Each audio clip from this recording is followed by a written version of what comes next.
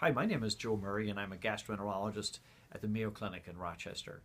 One of my major roles here is looking after patients with celiac disease. And today I want to talk about what to do when this gluten-free diet doesn't work. So we're frequently faced with a situation where a patient who's diagnosed with celiac disease goes on the gluten-free diet and either they get better for a while and their symptoms come back, or they don't get better at all. So how do we approach this not that rare problem? Well, the first approach, if I haven't diagnosed them with celiac disease myself, is to review the original diagnosis. How sure are we that they actually had celiac disease? And that means looking back, getting the original biopsies, looking at the blood tests that were done at the time of diagnosis before the patient went gluten-free, and sometimes doing a genetic test to make sure the patient has the genetic type required for celiac disease. And sometimes, not very often, but sometimes we will find the patient doesn't actually have celiac disease. They have other conditions. So for example, things we see are a condition called tropical sprue. This can happen to people who have traveled to certain parts of the developing world, particularly Southeast Asia, Central and South America in particular, and even some less developed parts of the Caribbean can be affected by tropical sprue. And you don't have to live there. You just have to visit there, usually in a less developed area, not the usual resort type places. So that's tropical sprue. Another condition is our drug-induced diarrheal illnesses. So we've described some drugs that can damage the intestine and can mimic celiac disease, but of course they won't get better on a gluten-free diet. So those are just two examples of things that can sometimes mimic celiac disease but are not. But let's assume that we're certain the patient actually has celiac disease. What do we do then? Well, the next step is to find out if there is any gluten contamination of the diet. Now, of course, gluten can find the patient not through any fault of the patient at all, simply because it can be hidden in so many things.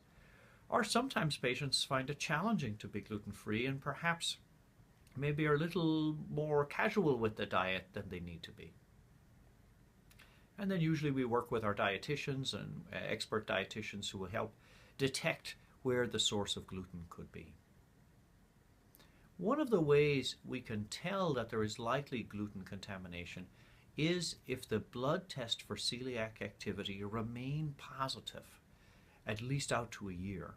Or for somebody who's been on a gluten-free diet for a year or more, if their blood test is still positive, it means there could be celiac disease activity because of continued gluten exposure.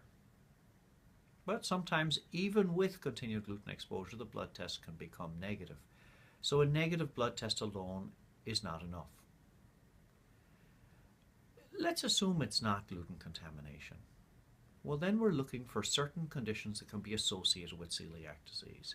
Conditions like small intestinal bacterial overgrowth, microscopic colitis, or exocrine pancreatic insufficiency, meaning your pancreas, which normally produces digestive juice, isn't doing a good job of producing digestive juice and can impair digestion. Now, these particular conditions need medical evaluation to identify. A common one that sometimes explains why people don't get better when they go on a gluten-free diet is lactose intolerance. Now, lactose intolerance is the inability to break down lactose. That's the sugar present in milk.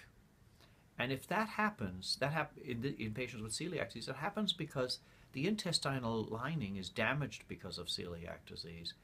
And the intestinal lining is what contains the enzyme lactase that helps us break it down.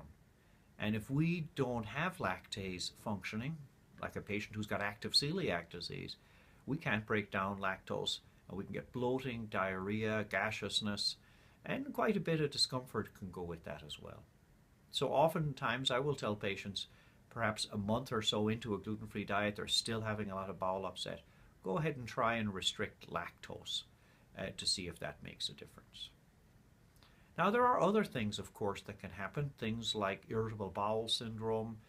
We will see disorders of motility, meaning that the control or regulation of the movement of material through the intestine may be upset, possibly by the inflammation caused by celiac disease.